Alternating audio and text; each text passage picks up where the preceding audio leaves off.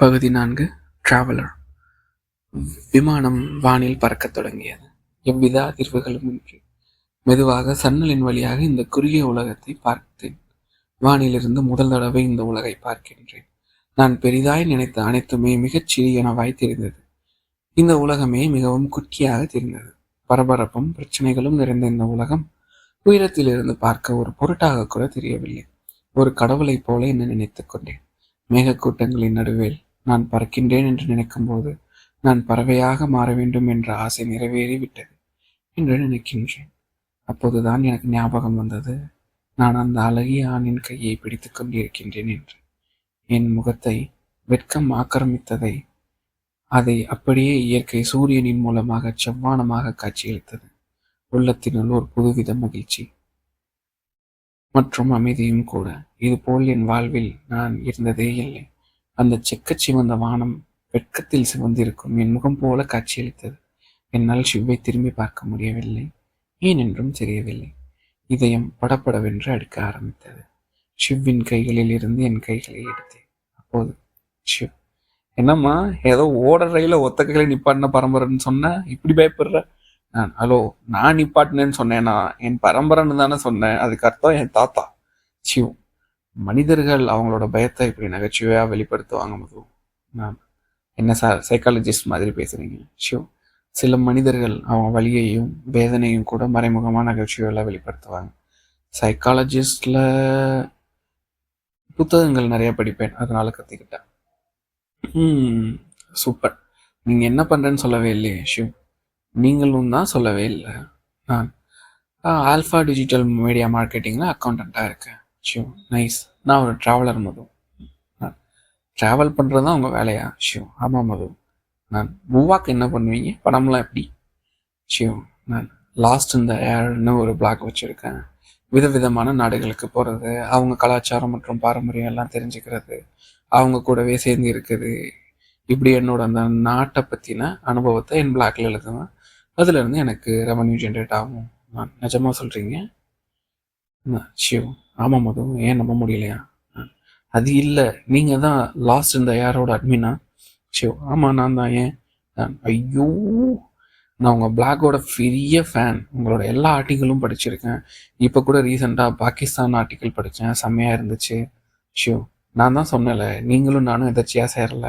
இது எல்லாமே இந்த பிரபஞ்சத்தோட வேலைன்னு நான் இப்போ நம்புகிறேன். இன்னொரு கேள்வி ஷிவ், கேளுங்க மது.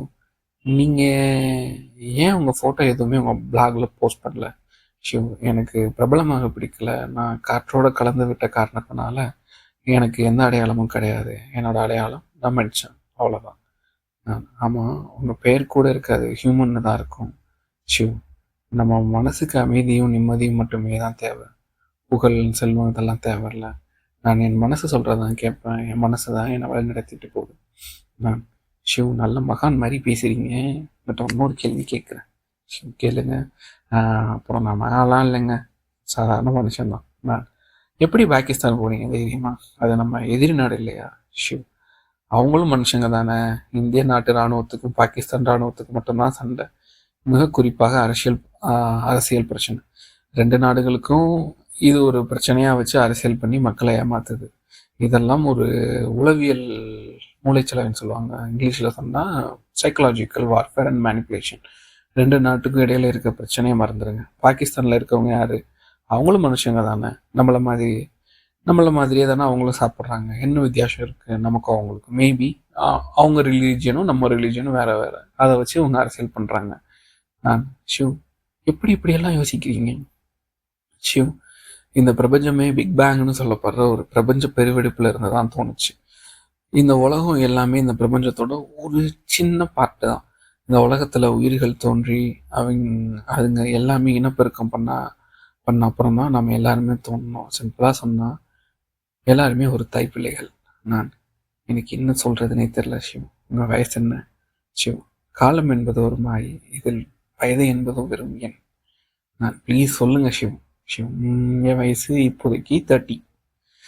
நான் பேசலாம் 90 வயசு தாத்தா மாதிரியே இருக்கே. ஷிவ், மென்டல் ஏஜ்னு ஒன்று இருக்குங்க.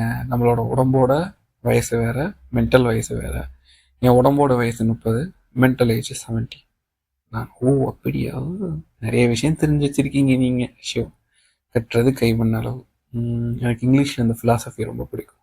What we know it just a drop, what we don't know it's a ocean. நான் எனக்கும் தெரியும், நானும் சொல்கிறேன் பாருங்க. நிறைய கூடம் தழும்பாது, உங்கள் பேச்சிலே தெரியுது. ஷிவ் ஷிவ் என்னமோ போங்க. ஷிவ், நான் ஒன்று சொல்லவா? ஷிவ் சொல்லுங்க மது. நான் உங்களை பார்த்தா எனக்கு ரொம்ப பொறாமையாக இருக்குது. ஷிவ் ஷிவ் ஏம்மா என்னை பார்த்து பொறாமப்படன்னு இருக்குது? நான் எனக்கு உங்களை மாதிரி இருக்கணும்னு தான் ஆசை, தெரியுமா ஷிவ்? ஈஸியாக என்ன மாதிரி ஆகலாமே. நான் எப்படி ஷிவ்? ஷிவ் டெய்லி ஒரு 100 புஷ்அப்ஸு, 100 அப்டாமினல், 100 ஸ்குவாட்டு, அப்புறம் ஒரு 100 ஜம்பிங் ஜாக்ஸ் பண்ணுங்க. முடிஞ்சால் ஒரு 5 கிலோமீட்டர் ஓடுங்க. இதெல்லாம் பண்ணால் ஈஸியான மாதிரி ஆகிடலாம். ஐயோ, உங்களை மாதிரிலாம் ஆக மாட்டேன். ஹாஸ்பிட்டல் வேணால் அட்மிட் ஆவேன். நான் சொல்கிறது வேற ஷிவ். ஷிவ் விளையாட்டு சும்மா விளையாடிட்டு இருந்தேன் மது. என்னை பார்த்தா எந்த விஷயத்தில் உங்களுக்கு பொறாமையாக இருக்குது? நான் எனக்கு உங்களை மாதிரிலாம் உலகம் ஃபுல்லாக சுற்றணும்னு ஆசை ஷிவ். நிறையா ட்ராவல் பண்ணணும், இதுதான் ஆசை ஷிவ். அப்போது ட்ராவல் பண்ண வேண்டியது தானே. நான் உங்ககிட்ட சொல்ல என்ன, கடன் இருக்குல்ல, அதெல்லாம் அடைக்கணும் இல்லை ஷிவ். ஓ, நீங்களும் இந்த வாழ்க்கை ஒரு ஓட்டப்பந்தயம் கும்பலா? ஆமாம் ஷிவ். ஷிவ், நீங்கள் எப்படி இந்த மாதிரி வாழ்க்கைக்குள்ளே மாட்டினீங்க? என்ன, நான் எங்கே மாட்டினேன்? இந்த சமூகங்கிற சாக்கடை என்ன இதில் தள்ளி விட்டுருச்சு. ஷிவ் எப்படி மது? நான் நீங்கள் 10வது நல்லா படித்தா நல்ல குரூப் கிடைக்கும், 12வது வந்து நல்லா படித்தா நல்ல காலேஜில் சீட் கிடைக்கும், காலேஜில் நல்லா படித்தா நல்ல கம்பெனியில் வேலை கிடைக்கும். இப்படியே சொல்லி சொல்லி கடைசியில் மனவேதனை தான் கிடச்சிச்சு. மனவேதனையும் அது கூட கொஞ்சம் கடன் வேற இருக்கு. புரியுது மது. நான் மட்டும் ஏன் எதுக்குன்னு கேள்வி கேட்காம இருந்திருந்தா நானும் உங்களை மாதிரி தான் இருந்திருப்பேன். யார் சொல்றதையும் அப்படியே கண்மூடித்தனமா நம்பக்கூடாது. ஏன் எதுக்கு எப்படின்னு கேள்வி கேட்கணும். நம்மளை நம்மளே கேள்வி கேட்கணும். நம்ம யாரு, ஏன், எங்க இருந்தோம், எங்க இருந்து பிறந்தோம், எப்படி வந்தோம், நமக்கு என்ன தேவை, எல்லாத்தையும் கேள்வி கேட்கணும் மது. ஏன் என்ற கேள்வி கேட்காமல் வாழ்க்கை இல்லை. நான் என்ன பண்றது, உங்க அளவுக்கு எனக்கு அறிவு இல்லையே. இன்னொரு கேள்வி கேட்கலாமா? ஷோ, என்ன நீங்க ஒரே கேள்வியா கேட்டுட்டு இருக்கீங்க? நான் பெரிய பெரிய மகான் கிட்ட தாங்க நம்ம கேள்விக்கெல்லாம், நம்மளோட கேள்விக்கெல்லாம் விலை கிடைக்கும். அதான் கேட்குறேன். ஷோ, கொஞ்சம் எல்லாம் மீறி போறீங்க. இன்னும் நிறைய விஷயம் கற்றுக்கணும். நானே இன்னும் நிறைய விஷயம் கற்றுக்கணும் சொல்லப்போனால். சரி கேளுங்க மோதும். நான் நிஜமாவே நம்ம வாழ்க்கைக்கு அர்த்தம் இருக்கா ஷிவ்? ஷிவ், உண்மையிலே சொல்லப்போனால் அப்படி ஒன்று கிடையாது. நான் என்ன ஷிவ் இப்படி சொல்கிறீங்க? வானம் இருள் சூழ்ந்து காணப்பட்டது. அதை ஷிவ் என் அருகில் ஜன்னல் வழியாக பார்த்தார். வளர்ப்பிறை சந்திரன் பாதி மட்டும் அழகாக இருள் சூழ்ந்த நடுவானில் உலகிற்கு ஒளி கொடுத்து கொண்டிருந்தது. பெண்களின் காதுகளில் ஜொலிக்கும் ஜிமிக்கி கம்மல் போல் இருள் சூழ்ந்த அந்த வானில் அவை ஜொலித்துக் கொண்டிருந்தது. கீழே இந்த பரபரப்பான குட்டி உலகம் வண்ண வண்ண மின் விளக்குகளால் இரவுக்கு மேலும் அழகு சேர்த்தது. இருவரும் அதை பார்த்து கொண்டிருந்தோம். ஷிவ், எவ்வளவு அழகாக இருக்க வெளியே பாருங்க. ஷிவ், நான் ஆமா ஷிவ், கீழே இருந்து இந்த உலகத்தை பார்த்தா அவ்வளோ பிரச்சனை தெரிஞ்சது. மேலே இருந்து பார்க்கும்போது ஒன்றுமே தெரியல. ஷிவ், பிரச்சனையை கிட்ட இருந்து பார்த்தா பெருசாக தெரியும், கொஞ்சம் தள்ளி வச்சு பார்த்தா பிரச்சனையாகவே தெரியாது. நாகேஷ் கூட அதை ஒரு படத்தில் சொல்லுவார். நான் ஆமா ஷிவ். ஷிவ், இந்த பிரபஞ்சம் எதுக்கு இந்த நிலவை படைச்சிச்சுன்னு தெரியுமா உங்களுக்கு? நான் தெரியலை, ஆனால் நல்லதுக்கு தான் படைச்சிருக்கோம். நமக்கு இரவு நிலவு லைட் வேணும்ல, அதனால படைச்சிருக்கோம். ஷிவ், இந்த பிரபஞ்சத்துக்கு மட்டும்தான் தெரியும் இதோட படைப்புக்கான அர்த்தம். அதே மாதிரி தான் நம்ம வாழ்க்கையும். நான் புரிகிற மாதிரி பேசுங்க ஷிவ், ஒன்றுமே புரிய மாட்டேங்குது. ஷிவ், நம்ம வாழ்க்கைக்கு என்ன அர்த்தம்னு தெரியாது, ஆனால் நம்ம வாழ்க்கையோட அர்த்தமே, அதுக்கு நம்ம ஒரு அர்த்தத்தை கொடுக்கணும். நம்ம தான் நம்ம வாழ்க்கைக்கு அர்த்தம் கொடுக்கணும். அதுதான் அந்த வாழ்க்கையோட அர்த்தம். நான் அதை எப்படி கொடுக்கறது ஷிவ்?